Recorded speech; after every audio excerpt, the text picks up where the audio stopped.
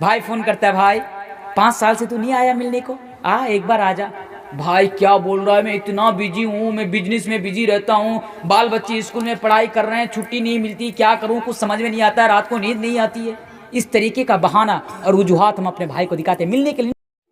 क्या हुआ, आप मान लीजिए कलिया चौक में है ना, आपका एक भाई आपका फरक्का में रहता है, एक भाई फरक्का में आप यहाँ पे, या आपका दोस्त रहता है, तो मोहब्बत पैदा करने का तरीका ये है कि आप अपने भाई से मिलने के लिए जाइए कभी कभार। लेकिन आज हमारे पास वक्त नहीं होता साहब, वक्त तो होता है, कौन जाए मिलने के लिए, क्योंकि हम तो खुद गर्ज मुसलमान हैं।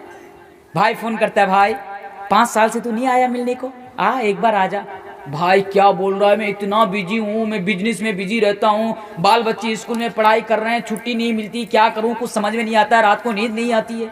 इस तरीके का बहाना और वजूहात हम अपने भाई को दिखाते हैं। मिलने के लिए नहीं जाते, क्यों नहीं जाते, खुद गर्ज हैं, क्यों जाऊँ। अरे आज के ज़माने में भला कोई 5 मिनट तो किसी को वक्त नहीं देगा, बिला वजह कोई देगा। हाँ अगर बोला भाई आजा, आज एक पार्टी है, चिकन बिरयानी मुर्गा मसल्लम खाना है, फिर 7 समुंदर पार करके दौड़ के आ जाएगा खाने के लिए, तब बिजी नहीं दिखाएगा, तब वजूहात वो नहीं दिखाएगा, ये तरीका है। लेकिन अल्लाह के रसूल फरमाते हैं कि अपने भाई से मिलने के लिए जाए। क्यों, हदीस सुनते जाइए, सही मुस्लिम की हदीस है।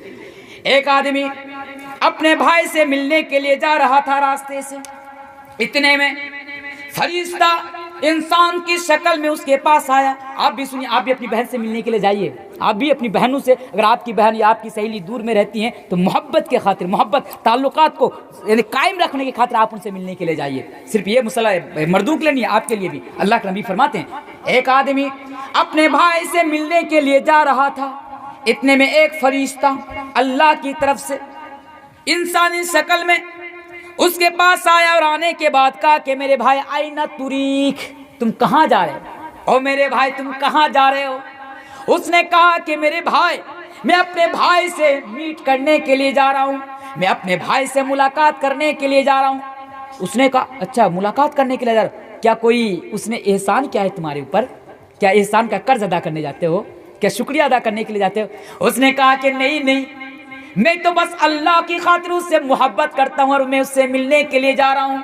तब फरिश्ते का जवाब सुनिए, वो कहता है कि मेरे भाई अल्लाह ने मुझे आपकी तरफ भेजा है, मैं एक फरिश्ता हूँ और आपके पास ये पैगाम लेकर आया हूँ, आपके पास ये खुशखबरी लेकर आया हूँ कि आप जिस तरह मोहब्बत के खातिर अपने भाई से मिलने के लिए जा रहे हैं, आप जिस तरह अपने भाई से मोहब्बत करते हैं, अल्लाह भी आपसे मोहब्बत करता है। अल्लाहु अकबर।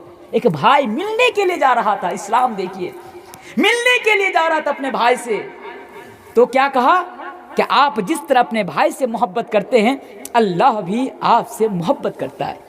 मसला क्या निकला, आपका भाई का, आज तो ऐसा होता है, मान लीजिए एक भाई का घर मौजमपुरी है, एक भाई का घर सिर्फ कलिया चौक ही है, तो महीना सालों साल तक मिलने के लिए नहीं जाते, मुलाकात करने के लिए नहीं जाते, ऐसा होता है। अब जाइए, उनसे मिलने के लिए जाइए, मोहब्बत के खातिर उनके पास जाकर बैठिए, उनसे बातचीत कीजिए। ऐसा करने से क्या होगा, दोनों भाइयों के दरमियान मोहब्बत पैदा हो जाएगी। दोस्तों के पास जाइए, ऐसा करने से क्या होगा, दोस्तों के दरमियान मोहब्बत पैदा हो जाएगी।